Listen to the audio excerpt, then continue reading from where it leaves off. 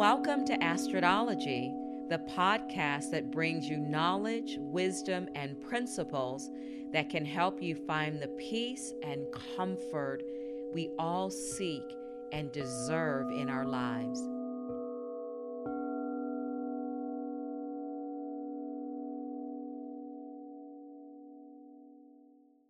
Hello everybody, welcome back to another episode of Astrodology with Astrid.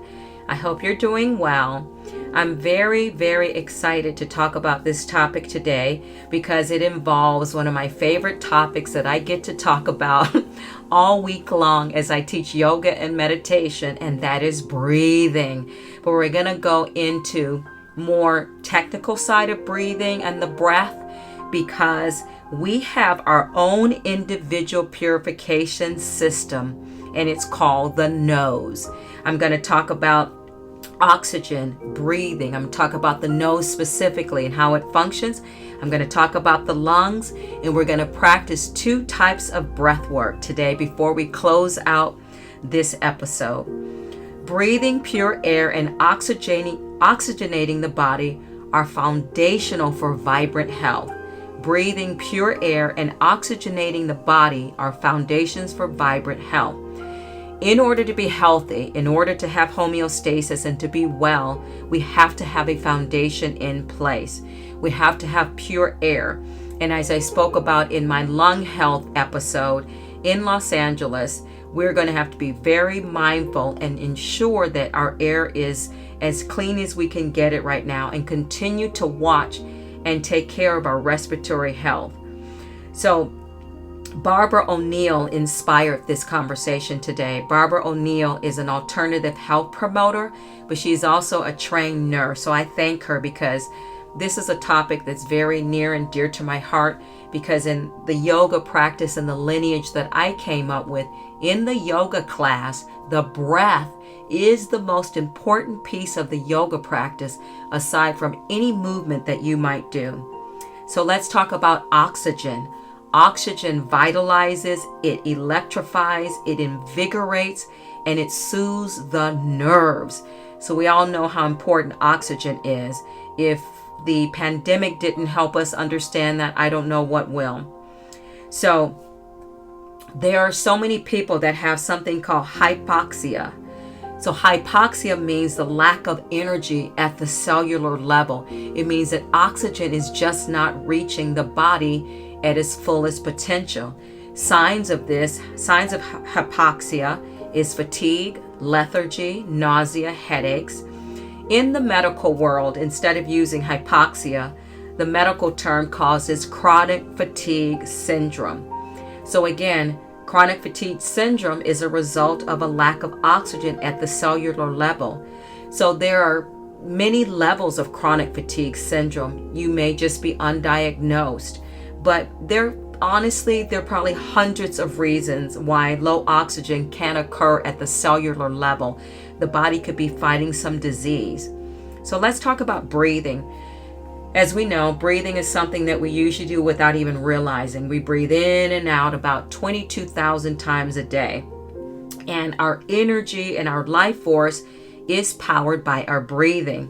Our lungs fuel us with oxygen and gives our body life-sustaining gas in order to move.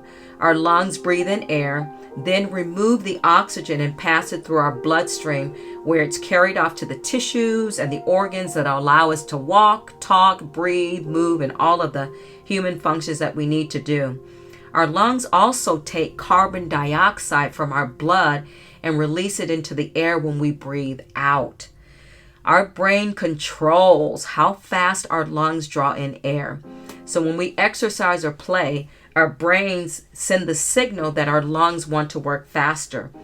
So on the opposite side, when we're resting and when we're sleeping, our lungs slow down. So breathing and our lungs are precious and we need to protect them. Now let's talk about the nose, because the olfactory system is responsible for our sense of smell and it relies on the nose. There is the lining of the nasal cavity where the olfactory receptor neurons detect airborne molecules and transmit signals to the brain via the olfactory bulb and olfactory tract. We need pure air. We have our own purification system built in. That's the good news, and it's called the nose. The mouth is for talking, singing, eating, drinking, kissing, but the nose is made for breathing. Okay, so the nose acts as a filter for the air we breathe in by trapping the dust, pollen, and other particles with these nasal hairs that live inside, along with mucus that prevents them from reaching the lungs. So it's pretty powerful that we have these natural blockers of these nasal hairs to protect us. So it's like a natural filtration system. So the nasal hairs act as the first line of defense. They trap larger particles like dust and pollen before they can enter the nasal passages. Then mucus. The nasal passages are lined with a sticky mucous membrane that traps the smaller particles, allergens, and bacteria. So when you're having an allergy attack, it means that the mucous membranes are weaker and it's allowing the allergens to penetrate. Cilia, tiny hair-like structures, line the nasal passages and the airways, sweeping the trapped particles and mucus towards the back of the throat where it can be swallowed or coughed out. This is an important part because viruses like to enter through the mouth, mainly through the mouth, the eyes, and the nose. So this idea that they sit in the throat to be swallowed or coughed out, this is a tenet in yoga, and this is the main belief behind the breath work in yoga practice, is that if you're doing daily, regular, focused, intended breath, you are clearing out the throat to ensure that it comes out, maybe not in a cough, but you certainly are not swallowing it down into the body. Warming and humidifying. The nose also warms and humidifies the air that prepares the delicate tissues of the lungs. So the nose alone is for breathing. It warms up and purifies the air so it feels good going inside. It pressurizes the air so that that is perfect for the lungs. So the perfect pressure goes into our lungs. So when people exercise, it's a strange phenomenon. I see people all the time. They feel like they need to open their mouths. They feel like it's going to give them more breath. I know what's happening is, what honestly happens is when you're breathing in and out of the nose only, sometimes there is like pressure built up, but it's not pressure to panic over. It's the body adjusting. You're building the muscles of the lung capacity, of the bronchial, of the airways. So it takes practice. So sometimes you do have to let it out through your mouth, but then take that next breath in through your nose. So it balances the blood gases. The nose helps to balance the blood gases. Glucose goes through a 20-step process to deliver that oxygen to us. So the pathway that uses oxygen is the nasal cavity, an essential component of our olfactory and detoxification processes. The human cavity, the nasal cavity, plays an important role in our olfactory system because it's responsible for the perception of odors and the detection of environmental stimuli. So going outside of its sensory function, even scientific research recently has highlighted the nasal cavity's involvement in the detoxification process. I think this is newer news that the nasal process, the nasal cavity, does act as a detoxification. I think yogis knew this. That's why they insisted on breathing in and out of the nose. How they knew that remains a mystery. The detoxification progress begins with the filtration of inhaled air, where particular matter is removed by the mucus secretions, think blowing your nose, think sneezing, and ciliated epithelial cells. Additionally, olfactory sensory neurons within the nasal cavity have receptors that can pick up harmful substances, prompting reflective action such as sneezing and expelling the irritant. The olfactory bulb, located at the base of the brain, is directly connected to the nasal cavity. The olfactory bulb, located at the base of the brain, is directly connected to the nasal cavity, facilitating rapid neural responses to potentially harmful substances. Now let's talk about the lungs. The lungs have a trachea. It splits and it looks like branches of a tree. The blood gases are balanced through nose breathing. So oxygen, carbon dioxide, nitrite oxide. These are only released when we use the nose. When you look at the bronchi, if you take the bronchial apart and you look at it, it looks like a bunch of grapes. And at the end of the bronchial, there's these grape-looking clusters at the end of bronchial. And it's estimated that we have 500 million of them. That's why we can be so sensitive to bronchial issues. There is a capillary network for every capillary. Every capillary has its own network, and they fill up with the air that we breathe. And there's 25 trillion blood cells on these capillaries.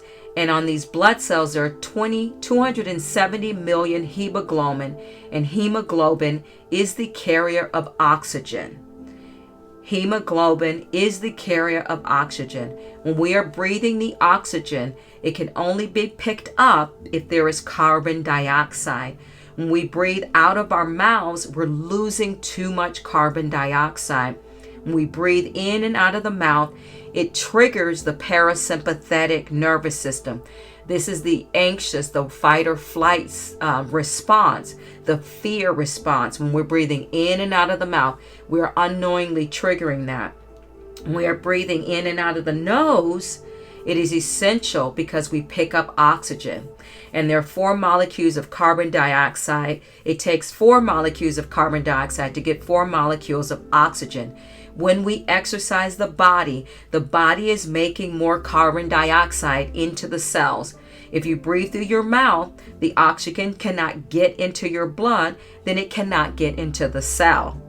If you breathe in and out of your mouth, you will get more oxygen, it seems, but the oxygen that you're getting in can't enter into the cells where we need them, especially if you're breathing out the carbon dioxide. The nose balances the blood gases to support us. If you breathe in and out of your mouth, and using what Barbara O'Neill calls LSD, God's LSD, long, slow, deep.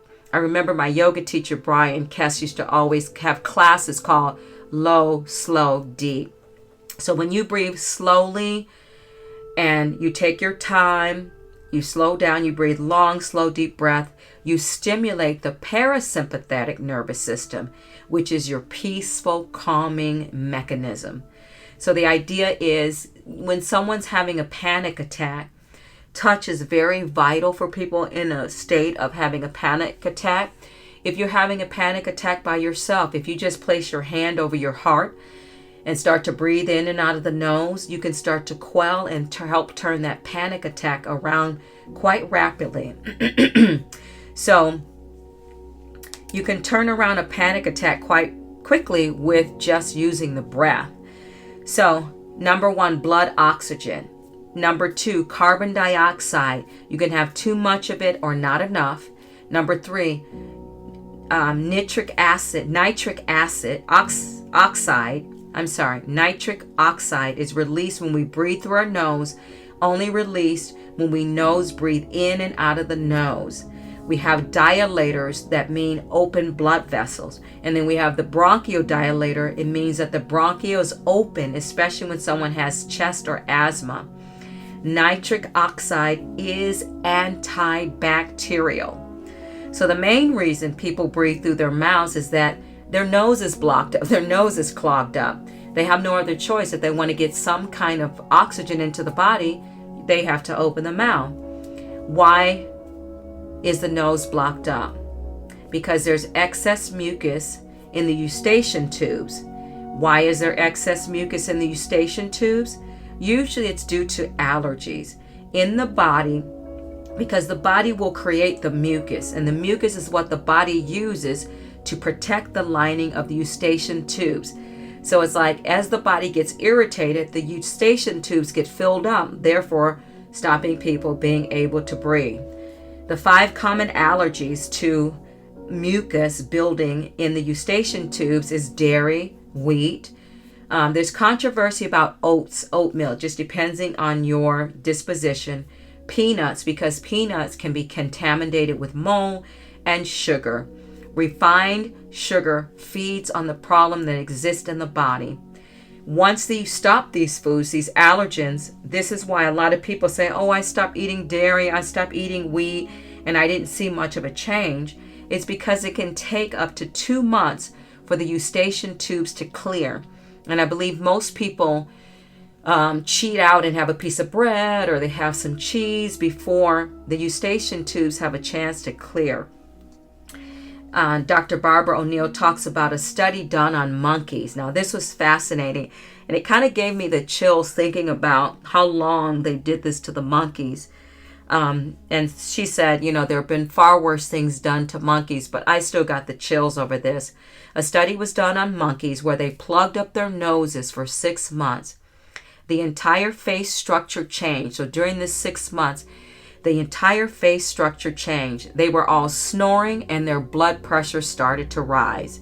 It's because they were not breathing through their noses. The canals at the back of the nose actually started to shrink, and they grew a little skin over them as well. So the idea is, through evolution, if you look back at our ancestors, you go back in time, we had very round faces. As we've evolved and started breathing through our mouths, our faces became very oblong. You can best believe our ancestors, whether they were Nordic, African, whatever, indigenous, that breathing in and out of the nose back in that time was safer. Because again, we talked about how the nose warms up the air before it hits the lungs.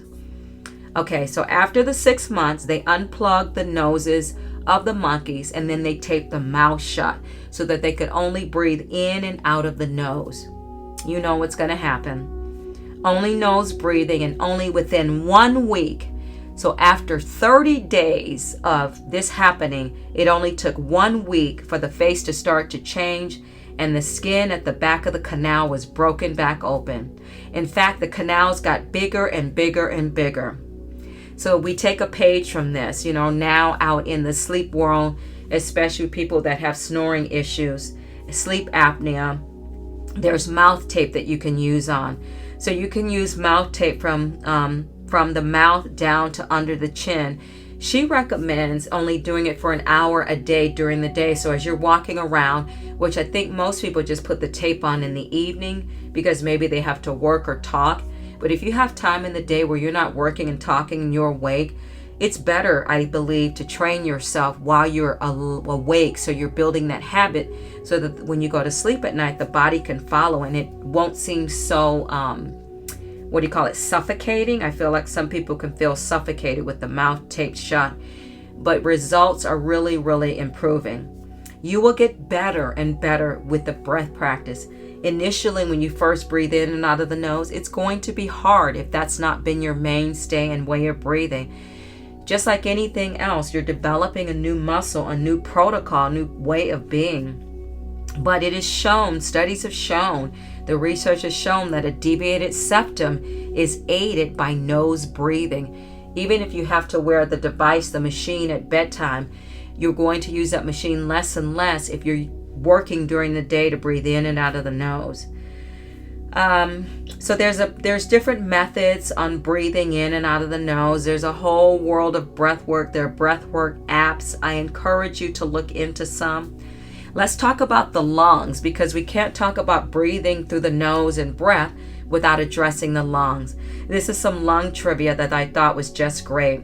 This information comes from the Canadian Lung Association. Your left lung and right lungs aren't exactly the same.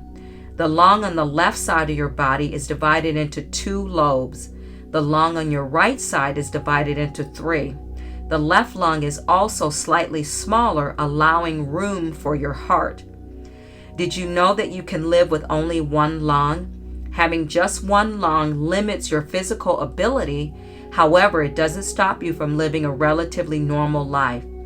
People who have a large lung capacity can send oxygen around their body faster. You can increase your lung capacity with regular exercise.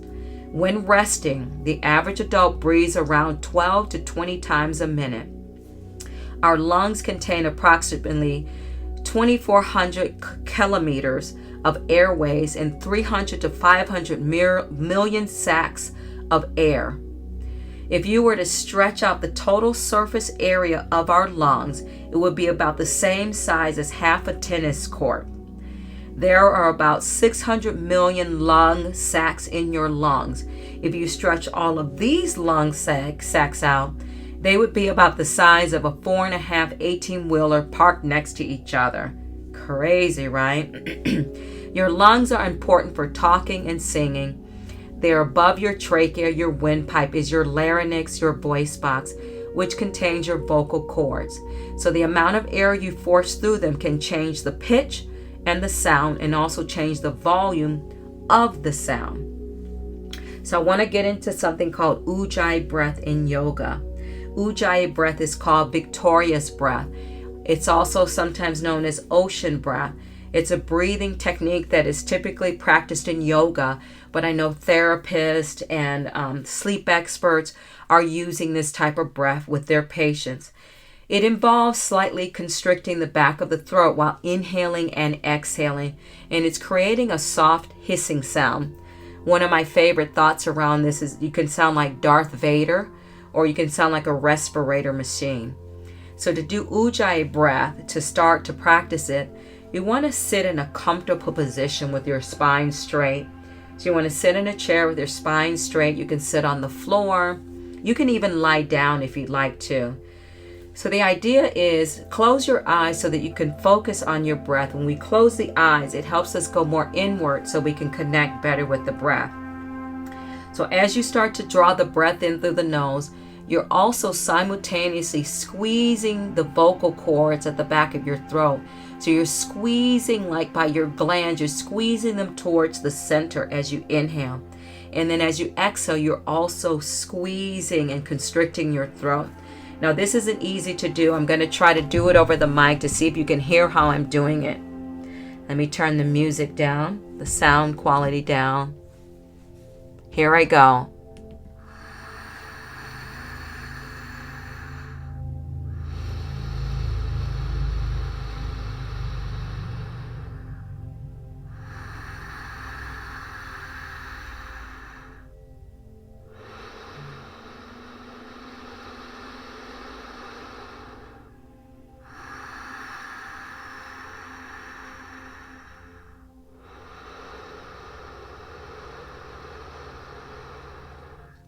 So as I'm breathing in, the back of my throat, my tongue actually moves and kind of sits and lays back.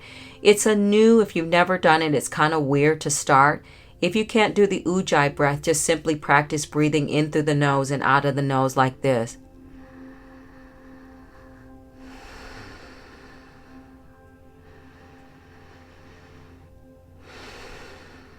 The most important thing is to start breathing in and out of the nose. So you just breathe in Ujjayi breath for as long as you feel comfortable. Connect with Ujjayi breath when you're on a conference call, when you're in a Zoom meeting and you don't have to speak. It's a great time to remind yourself to Ujjayi breath. When you're cooking, it's a great time to practice. When you're sitting in crazy traffic, it's a brilliant time to do the Ujjayi breath. It's unbelievable to do the Ujjayi breath because it's called victorious breath because it helps us to stay equanimous in the midst of war. I mean, victorious because you want to win the war of the mental noise, the anxiety, the stress, the fear, right? So that's part of the reason why it's called victorious breath. So again, it's going to take practice. So again, as you're inhaling in, you're constricting and squeezing. So ideally, it's a soft inhale. So let me see if I can do it soft, even on the mic.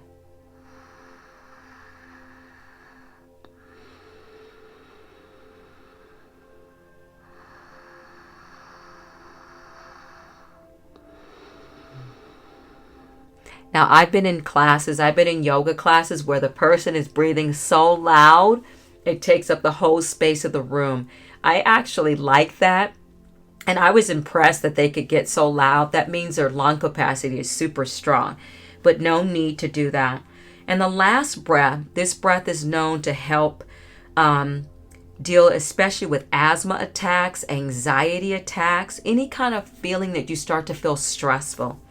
So you breathe in for 5 counts, you hold it for 3 counts, and then you let it out for 5 counts. Breathe in to the count of 1. So we'll do it together. So we'll breathe in for 5 counts. We'll exhale out for 3 counts. We'll hold it for 3 counts, and then we'll exhale out for 5 counts. Breathe in for 5, hold for 3, exhale 5. And ideally, you do this up to 10 times. But again, when you're first starting this, some people feel stoned, they feel high, they feel dizzy. That is normal. Feeling high, feeling stoned is called a natural high. So don't be afraid of it. Some people say, oh, I get dizzy. And I can't tell you the amount of people that stop breathing because they felt dizzy. You don't want oxygen going to your brain and to your cells. Fascinating to me. So this one should be pretty simple. On my count, here we go. Breathe in 1, 2, 3, 4, 5. Hold it. 1, 2, 3. Exhale. 5, 4, 3, 2, 1. 2 more times. Inhale. 1, 2, 3, 4, 5. Hold it. 3, 2, 1. Exhale for 5, 4, 3, 2, 1. Last round. Inhale. 1, 2, 3, 4, 5. Hold it for 3, 2, 1. Exhale for 5, 4, 3, 2, 1. Already, I'm sure you're feeling more revitalized. So sometimes when you're really exhausted and you can't sleep, you don't have the option to take a nap or go to bed, try doing some breath work. It really, really can be helpful. So in conclusion, it is so important to recognize the power of this vehicle, our own self-filtration system in the nose that attached to so much precious cargo. You know, the nose is such a powerful center, and to imagine that it's right here on our faces. So in conclusion, the nasal cavity serves as a multifaceted organ that contributes to both the sensory and the detoxification capabilities of our human bodies, emphasizing its vital role in maintaining overall health and well-being. As I started this topic, our individual purification system is the nose. The conditions required for basic healing is oxygen, breathing, and your lungs. Oxygen vitalizes, invigorates, and electrifies and soothes the nervous system. We need pure air. Lots and lots of people now have air purifiers in their homes. It's a great idea to have one. But be gentle with yourself. This is why we don't have to feel so helpless. Breath work is literally at our fingertips. Just catch yourself as you go out through the day. I haven't even gotten into the statistics of how often we actually hold our breath. That's for another episode. But for now, take good care of yourself. Learn about this powerful, powerful body that we have. My mission in life is to remind people that we have the power to heal ourselves. And breathing and getting proper oxygen in the body is the foundation for vibrant health. Oh my goodness, I know I threw a lot at you today, but thank you so much for tuning in to this episode with Astrodology with Astrid.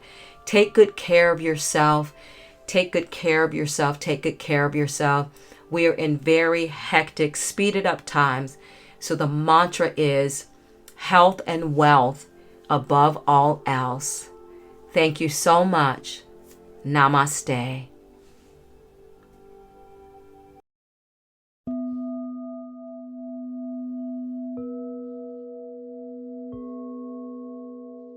Thank you for listening to Astrodology. If you enjoyed this episode and would like to help support the podcast, please hit the subscribe button and tell your friends about it by sharing this program on social media. You can also follow me on Instagram at Coda Life Goddess or at codalife.com. Coda is COTA, Coda Life Goddess or codalife.com. Thank you again for listening to Astrology, and I'll see you next time.